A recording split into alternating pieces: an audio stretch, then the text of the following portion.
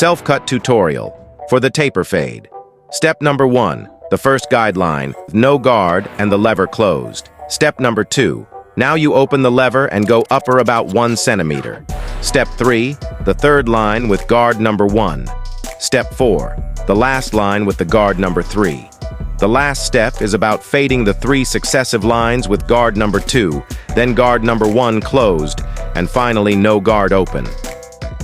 For the back line, it's exactly the same 5 steps. Cutting your own hair saves money, gives you control, and is super convenient. When you cut your own hair, you have complete control over the style and length. It is also safer and more hygienic since it avoids crowded salons or barbershops where tools may not always be properly disinfected.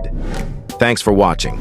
Now, if you want to save your money, look for the 360 mirror on Amazon and start to cut your own hair. Lip Fees Barbershop.